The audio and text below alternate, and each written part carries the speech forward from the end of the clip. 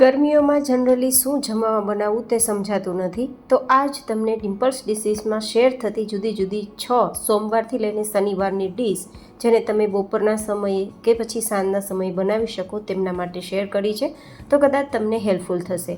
તો જેમના માટે સોમવારની પહેલાં ડીશ તૈયાર કરીશું, જેને તમે બપોરે કે સાંજે ગમે ત્યારે તમારી અનુકૂળતા મુજબ તૈયાર કરી શકો છો. હવે આપણે કોબી લીધી છે, તેને તમે ખમણી પણ શકો છો અને આ રીતે રફલી ચોપ કરી, અને જો ચોપર હોય તો ચોપરમાં તમે નાનું નાનું છીણી શકો છો. પણ જો કે દરેક વ્યક્તિઓ પાસે ચોપર ના હોય તો મેં તમને ઓપ્શન આપ્યો છે, તમે એકદમ સરસ ઝીણું ખમણીથી ખમણી શકો છો. આપણી કોબી સરસ મજાની ઝીણી એકદમ ખમણાઈ ગઈ છે અને આ વેરાયટીનો ટેસ્ટ છે ને હૂબહૂ મંચુરિયન ટાઈપ લાગશે, પણ હેલ્ધી રીતે.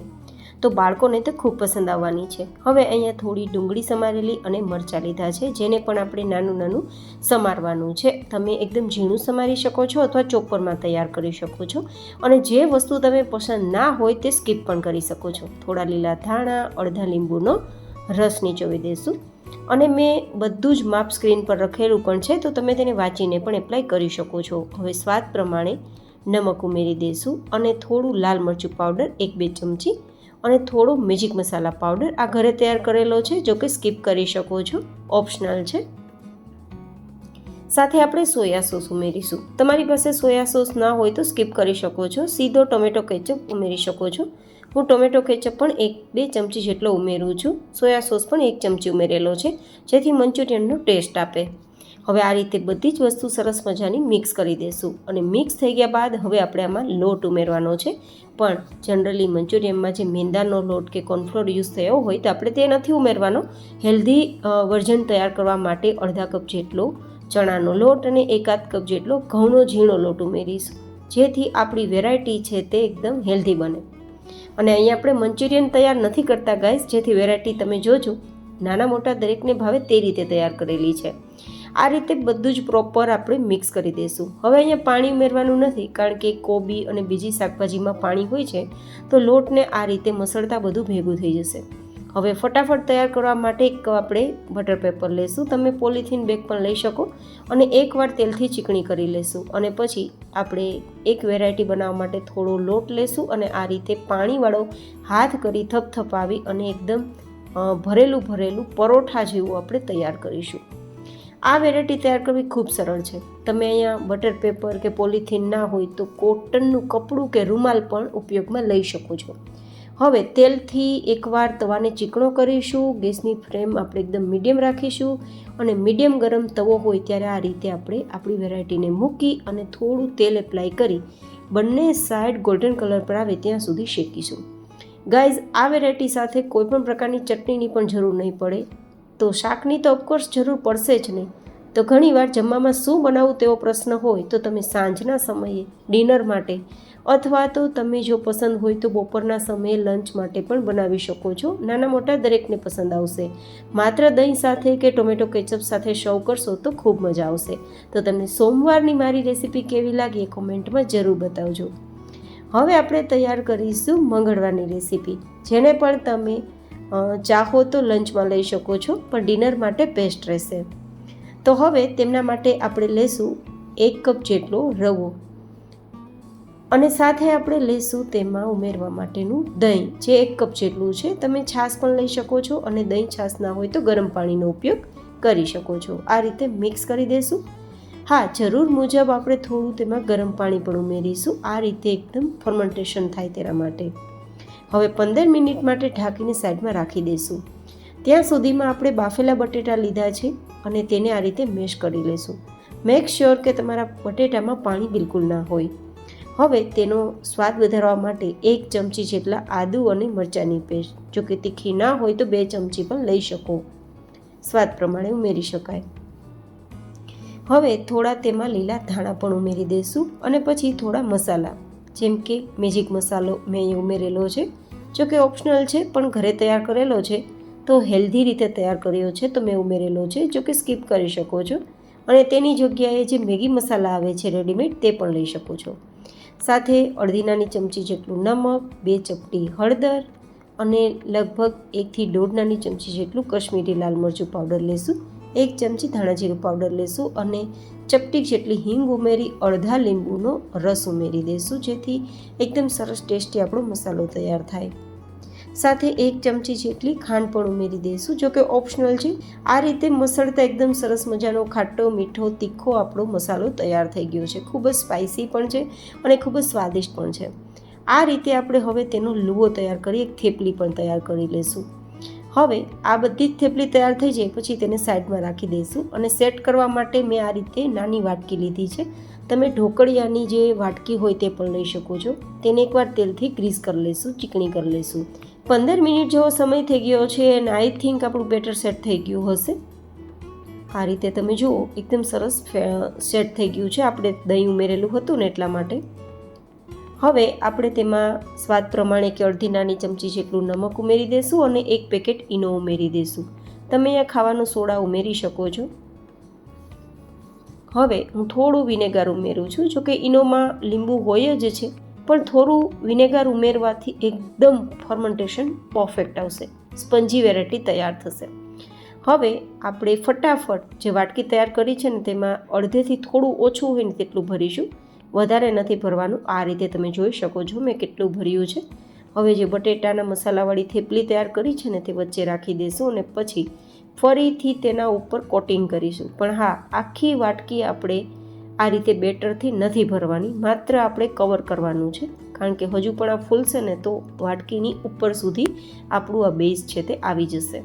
ગાઈઝ, આ વેરાયટી તો બાળકો જોઈને ખુશ થઈ જશે.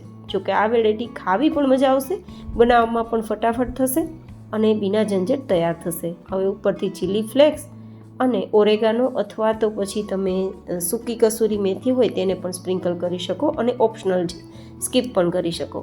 હવે આ રીતે પાણી ભરેલું સ્ટીમર હોય તેના પર પ્લેટ રાખી દઈશું, ગેસની ફ્લેમ હાઈ રાખી ઢાંકી દઈશું અને 10 મિનિટ માટે થવા દઈશું. તો એકદમ સરસ સ્ટીમ આપણા આઈ થિંક આ વેરાયટી તૈયાર થઈ જશે.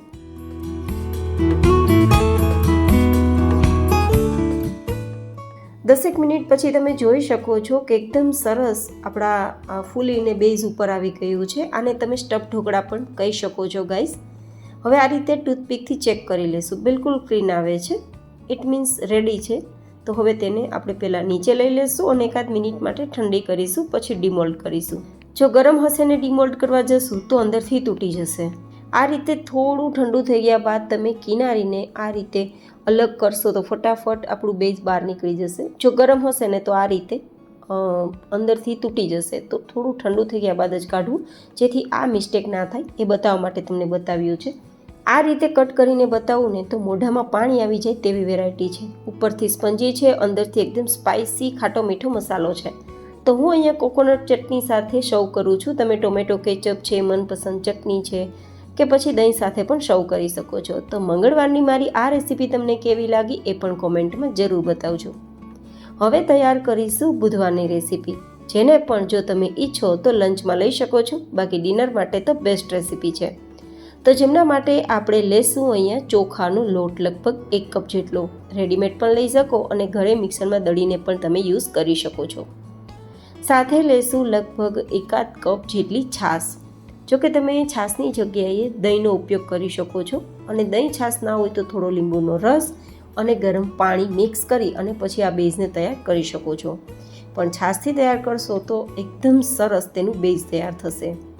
તો આ રીતે સરસ મજાનું આપણે જરૂર મુજબ છાશ અથવા ગરમ પાણી ઉમેરીને બેટર તૈયાર કરી લીધું છે. હવે આ બેટરને થોડો સમય આપવાનો રહેશે, જેથી એ એકદમ સરસ સેટ થઈ જાય.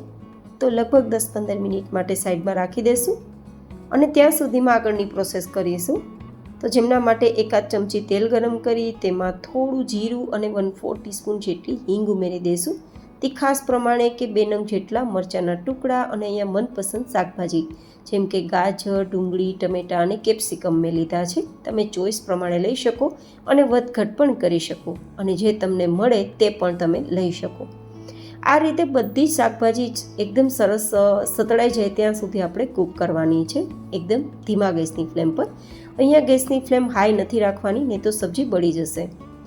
હવે આ સબ્જી આપણી થોડી નરમ થાય ત્યાં સુધી અને થોડો કાચો ટેસ્ટ નીકળી જાય ત્યાં સુધી ધીમા ગેસની ફ્લેમ પર ઢાંકીને થવા દેશું. લગભગ 2 મિનિટ જેવો સમય થયો છે અને આપણી સબ્જી સરસ સોફ્ટ થઈ ગઈ હશે. એકદમ સોફ્ટ નથી કરવાની, 80 to 90% જ કરવાની છે, જેથી થોડો ક્રન્ચી ટેસ્ટ રહે અને ખાવામાં કાચી ના લાગે અને થોડી કડક પણ ના લાગે, બસ ત્યાં સુધી. તો આ રીતે સરસ મજાની કૂક થઈ જાય પછી તેને નીચે લઈ લેવાની છે અને 2 મિનિટ માટે તેને ઠંડુ કરવાનું છે.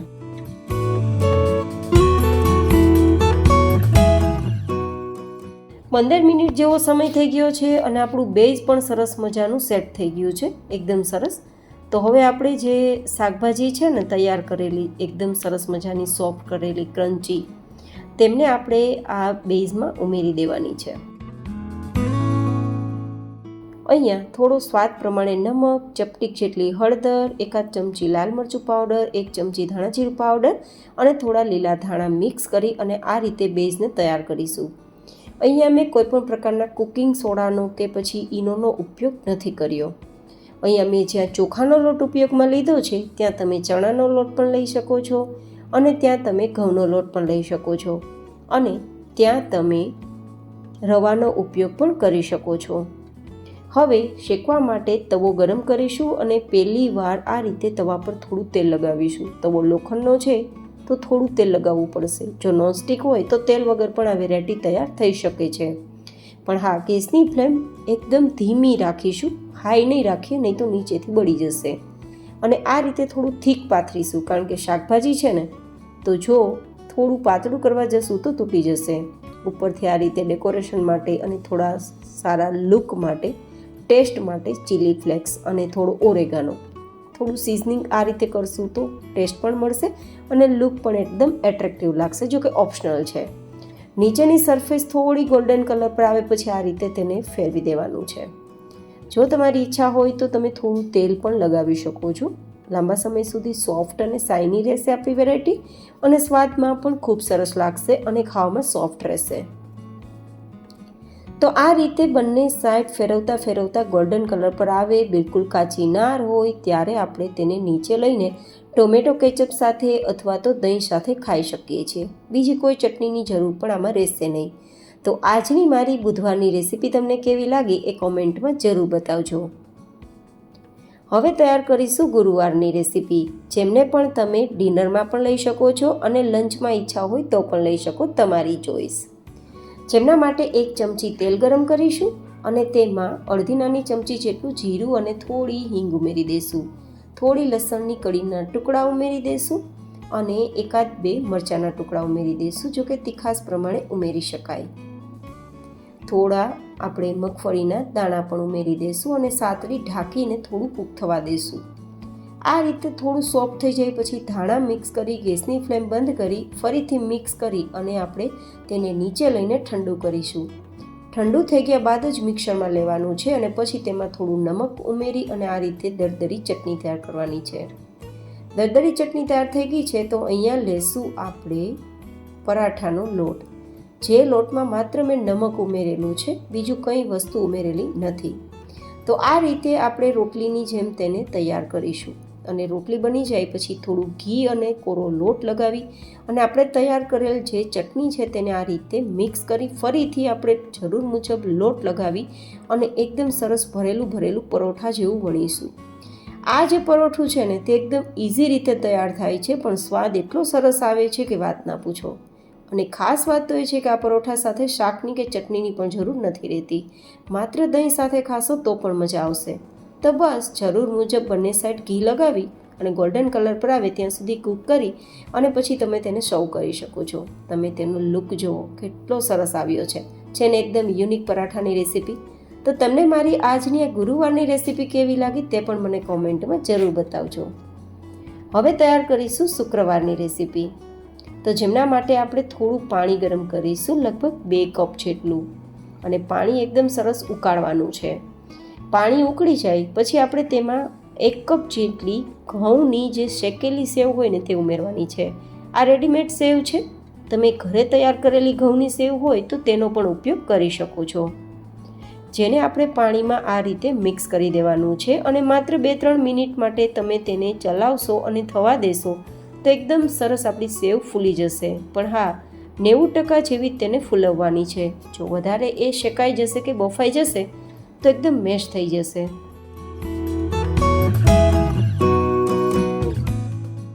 તો 2 મિનિટ પછી એકદમ સરસ આપણી સેવ છે તે એકદમ ફૂલી ગઈ છે. દાણો તેનો ખૂબ જ મોટો થઈ ગયો છે આ રીતે ફૂલીને. તો હવે તેને પાણીમાંથી આપણે નિતારી લેવાની છે. દાણો બિલકુલ કાચો નથી, કારણ કે આપણી સેવ શેકેલી પણ છે અને આમ પણ સેવને બફાતા વાર નથી લાગતી. તો આ રીતે સરસ મજાનું નીતરી જાય પછી તેને સાઈડમાં રાખી દેશું, જેથી અંદર રહેલી સ્ટીમ છે તે પણ નીકળી જાય. હવે એ સ્ટીમ થોડી ઠંડી થાય છે ત્યાં સુધીમાં ફરીથી 1-2 ચમચી તેલ ગરમ કરીશું. તેમાં જીરું ઉમેરીશું, હિંગ ઉમેરીશું અને થોડા મગફળીના દાણા 2-3 ચમચી જેટલા આ રીતે સાતળી દઈશું. અને પછી તીખાસ પ્રમાણે કે 1-2 મરચાંના ટુકડા ઉમેરીને ફરીથી મિક્સ કરી દઈશું. તેમાં સુધારેલી 1/4 કપ જેટલી ડુંગળી, 1/4 કપ જેટલા ગાજરના ટુકડા, 1/4 કપ જેટલા કેપ્સિકમના ટુકડા, 1/4 કપ જેટલા ટમેટાના ટુકડા અને 1/4 કપ જેટલી બાફેલી મકાઈ, 1/4 કપ જેટલા બાફેલા વટાણા. અહીંયા જે સામગ્રી તમને મળે અથવા જે સામગ્રી તમને પસંદ હોય તે લઈ શકો અને વધઘટ પણ કરી શકો. હવે આ રીતે થોડીવાર માટે સાતળવા માટે છોડી દઈશું. 1 થી 1.5 નાની ચમચી કે સ્વાદ પ્રમાણે નમક પણ ઉમેરી દઈશું અને પછી તેને થોડી ક્રન્ચી રહે તે રીતે કૂક કરીશું, માત્ર 90% જેવી, જેથી એકદમ મેશ ના થાય પણ સોફ્ટ થઈ જાય. બસ ઉપરથી થોડો ક્રન્ચી ટેસ્ટ મળે તે રીતે. ગેસની ફ્લેમ ધીમી જ રાખીશું, જેથી આપણી આ સબ્જી બળે નહીં. આમાં પાણી ઉમેરીએ વગર તેને સ્ટીમ કરવાની છે, તો ખાસ ધ્યાન રાખવાનું છે. બસ આ રીતે થોડી નરમ થઈ જાય 90% જેવી, પછી તેમાં આપણે એક સરસ મજાનો મસાલો મિક્સ કરીશું અને તે છે મેજિક મસાલા, જેને મેગી મસાલા તરીકે પણ તમે ઓળખી શકો છો. મેં તો જોકે હોમમેડ ઉમેરેલો છે, પણ તમે મેં બતાવ્યા પ્રમાણેના પેકેટ મળે છે તેમાંનું 1 કે 2 પેકેટ સ્વાદ પ્રમાણે ઉમેરીને મિક્સ કરી શકો છો. જો એ ઉમેરશો તો બીજા કોઈ મસાલા ઉમેરવાની જરૂર નહીં રહે અને સ્વાદ ખૂબ સરસ લાગશે. અને આ રીતે હવે નિતારેલી સેવ પણ ઉમેરીને મિક્સ કરી દઈશું. ગાઈઝ, આ વેરાયટી એકવાર બાળકોને ખવડાવશો ને તો તમારા બાળકો મેગી ખાવાનું ભૂલી જશે, કારણ કે મેગી મેંદાથી તૈયાર થાય છે અને અનહેલ્ધી છે, સાથે અનહાઇજેનિક પણ તેને કહી શકો. પણ જ્યારે આ સેવ ઘઉંમાંથી તૈયાર થયેલી છે, સાથે મેગી જેવો સ્વાદ પણ મળે છે, તો બાળકો તો ખુશ થઈ જશે. તો હવે બસ ધાણા સ્પ્રિંકલ કરી અને તૈયાર થયેલી આપણે સેવને આપણે સર્વ કરીશું. ખાસ વાત તો એ છે કે આ સેવ ઠંડી થઈ ગયા બાદ પણ ભાવે છે તો લંચ બોક્સમાં કે પછી ટિફિન બોક્સમાં પણ લઈ જઈ શકાય. તો આજની મારી આ શુક્રવારની રેસીપી તમને કેવી લાગી એ પણ મને કોમેન્ટમાં જરૂર બતાવજો. હવે તૈયાર કરીશું શનિવારની રેસીપી, જેને પણ તમે લંચમાં, ડિનરમાં, સ્નેક્સમાં, બ્રેકફાસ્ટમાં એની ટાઈમ તૈયાર કરી શકો છો, તમારી ચોઈસ. જેમને તૈયાર કરવા માટે 2 કપ જેટલો ચોખાનો લોટ લીધો છે. હોમમેડ પણ લઈ શકો એન્ડ રેડીમેડ પણ લઈ શકો, તમારી ચોઈસ. ચોખાનો લોટ ના ઉપયોગમાં લેવો હોય તો તમે રવો પણ ઉપયોગમાં લઈ શકો છો. સાથે 1 કપ જેટલો ચણાનો લોટ, જેને બેસન આપણે કહીએ તે પણ તમે લઈ શકો, કરકલા લોટની જરૂર નથી. સાથે 2 કપ જેટલું દહીં ઉમેરીશું. તમે છાશનો ઉપયોગ કરી શકો અથવા લીંબુમાં ગરમ પાણી મિક્સ કરીને પણ લઈ શકો. હવે સ્વાદ પ્રમાણે આદુ અને મરચાંની 2 ચમચી જેટલી પેસ્ટ ઉમેરીશું. સ્વાદ પ્રમાણે થોડું નમક ઉમેરી દઈશું અને હળદર પાવડર સાથે ચપટીક જેટલી હિંગ ઉમેરી દઈશું. અને હવે બધું સરસ મજાનું મિક્સ કરી અને એક બેટર તૈયાર કરીશું. ગાઈઝ, મેં કોશિશ કરી છે કે ગરમીઓમાં શું જમવાનું બનાવવું તે ન સમજાતું હોય તો તમને આ વિડીયો કામ આપે અને તમને તમારું કામ સરળ બનાવે.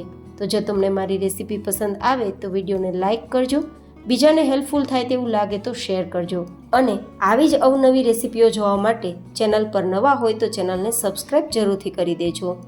અને તમે મને ક્યાંથી આ રેસીપી જોઈ રહ્યા છો અને તમારું નામ શું છે તે પણ મને કોમેન્ટ બોક્સમાં જરૂર લખીને બતાવજો.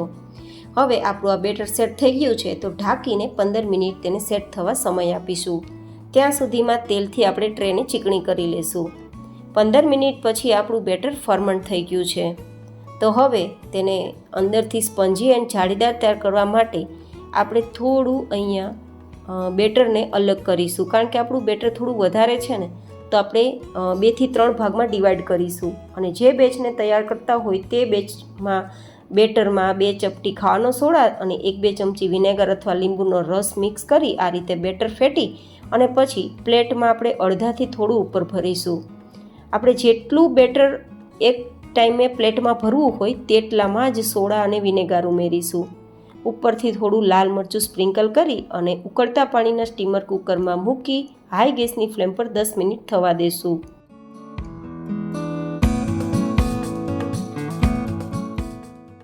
દસેક મિનિટ પછી ઓલમોસ્ટ આપણા ઢોકળા તૈયાર થઈ ગયા હશે. તો આ રીતે એકવાર ચેક પણ કરી લેશું. હવે તમે સમજી ગયા હશો કે આને લાઈવ ઢોકળા તરીકે પણ આપણે ઓળખી શકીએ. એન્ડ લાઈવ ઢોકળા દરેક વ્યક્તિઓને, ખાસ તો ગુજરાતીઓને ખૂબ પસંદ હોય છે. તો ગમે ત્યારે ઈચ્છા થાય જમવાનું શું બનાવવું તેવો પ્રશ્ન થાય ત્યારે આ રીતે ઇન્સ્ટન્ટ જરૂર બનાવજો. અંદરથી ખૂબ જ સ્પંજી થાય છે, જાળીદાર થાય છે એન્ડ સુપર સોફ્ટ બને છે. હવે 1-2 મિનિટ પછી તમે આ રીતે તેલને એપ્લાય કરજો તો એકદમ આપણા શાઇનીવાળા ઢોકળા તૈયાર થઈ જશે. આ રીતે પહેલાં કિનારીને અલગ કરી કટ કરી એન્ડ લસણની ચટણી સાથે અથવા તો તમારી મનપસંદ ચટણી સાથે કે પછી તેલ સાથે તમે ખાઈ શકો છો. તમે જોઈ શકો છો કેટલા સુપર સોફ્ટ આપણા અંદરથી સ્પંજી અને જાળીદાર ઢોકળા તૈયાર છે. તો શનિવારની રેસીપી કેવી લાગી એ પણ મને કોમેન્ટમાં જરૂર બતાવજો. મેં અહીંયા રવિવારની રેસીપી એટલા માટે શેર નથી કરી કે રવિવારે બધા જના અલગ અલગ શેડ્યુલ હોય છે. તો રવિવારે શું બનાવવું તે તમારા ફેમિલીને પૂછીને જરૂરથી બનાવી દેજો. ફરી મળીશું એક નવી જ એન્ડ હેલ્ધી રેસીપી સાથે. ત્યાં સુધી stay healthy and stay happy.